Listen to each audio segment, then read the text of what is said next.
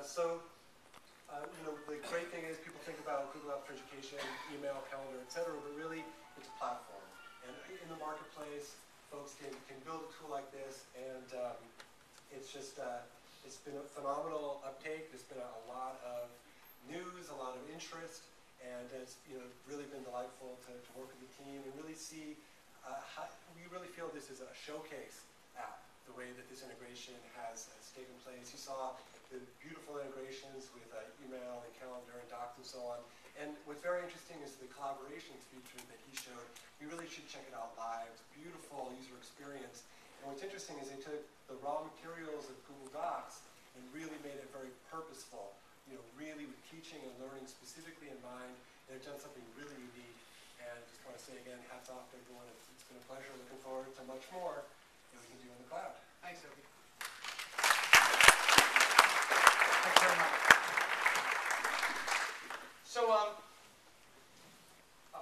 Obi was supposed to present under the alien. He should. All right, so I want to recap here. Open. Open to schools. Open to schools. Open to content. Open to innovation. Open to creation. We haven't talked much about this yet.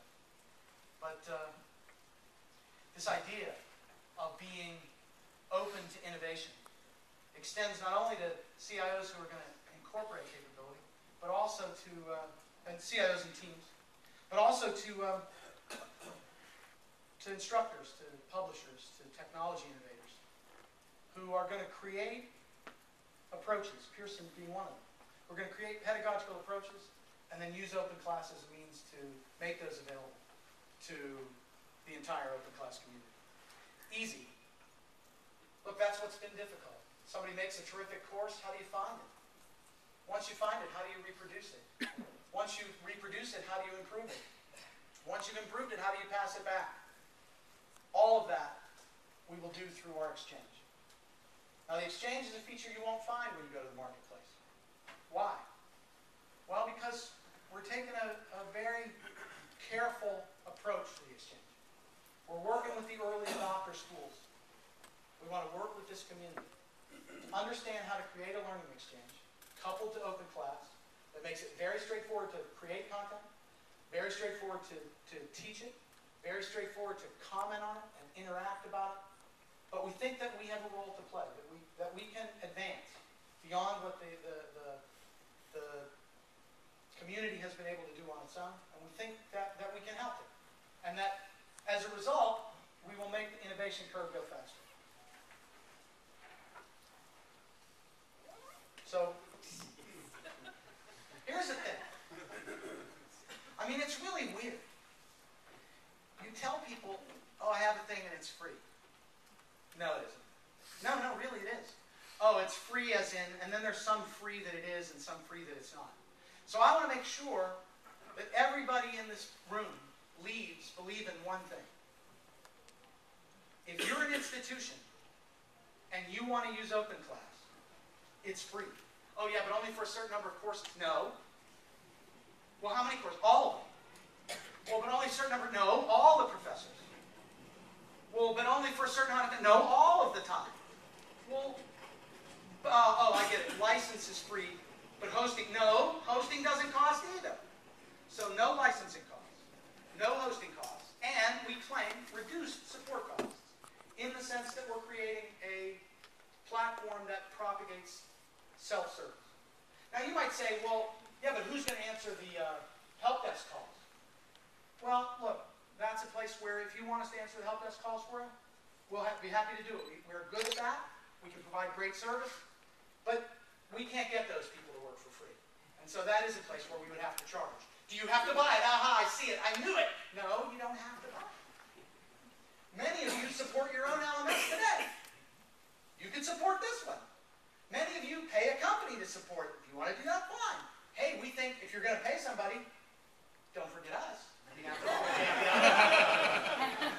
But what I'm trying to get across is our purpose is not to trick anybody, any more than Google's purpose was to trick anybody.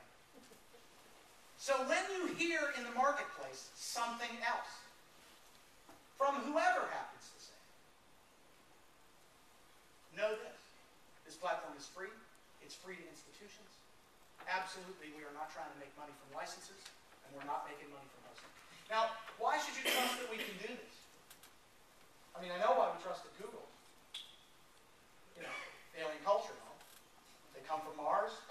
There it is. They've got the whole internet in their pocket. How hard can it be? We've been hosting for the last 10 years in Pearson and have built up a cloud infrastructure over that period of time that now serves more than 10 million students every day. Every day. We know how to scale. We know how to grow. We are completely unafraid. And so as we grow this thing out, right, as we grow it out, first to the Google schools, and then over the course of the next 2 quarters to some other schools, we will absolutely be ready to support you. So, free.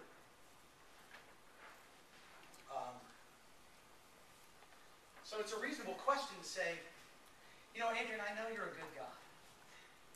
And I know that you probably have a lot of things to atone for in your life. And so maybe that's why you're doing it. No, I assure you that there is something in it for Pearson. Pearson's theme at this conference is the evolution of learning. We believe in the evolution of learning. It's the 4th revolution. There have been 4 revolutions in learning, according to Eric Ashby. 3 that have happened and 1 that's happened. The first one was when people decided to go to school. No, seriously. Before you went to school, you didn't go. People taught their own kids. You know, you sort of taught in a higgledy-piggledy, haphazard way. But no, look, expertise could be consolidated and then propagated. We have schools. First revolution. Second revolution was using books. These are old revolutions. It's surprising. Socrates was against the using of books. Thought it was a terrible way to teach. Books are dead. People are alive. So those revolutions, even those were controversial. Third revolution, anybody? Print. Print. Boy, when did that happen? Not yesterday. What is that? When does Gutenberg invent the printing press? Who? Who said? 1440. And you know what? In the old days, we just take for granted that he's right. Now I'm sure like 9 people have it exactly. So, print democratized books. Put them in the hands not only of the teacher, but also the students. Or allowed, again, increasing scale. Making it possible for more people to get it. What's the 4th revolution? Well, look, it's the application of information technology learning. And even though we've been at this more than 40 years, we clearly have a long way to go. We could make such a difference. I'm going to give you one example. It is a Pearson talk, so I can talk about a Pearson product, other than the ones that we give away. My math lab is an amazing start. My math lab, when you use the right pedagogy around my math lab, you can change the outcomes in college algebra from half the kids failing to 70% getting an A or a B. That's 20 points of difference. Now, I'm going to tell you what, there aren't very many ways to make that kind of difference without technology. I don't know how you would do it. What would you do?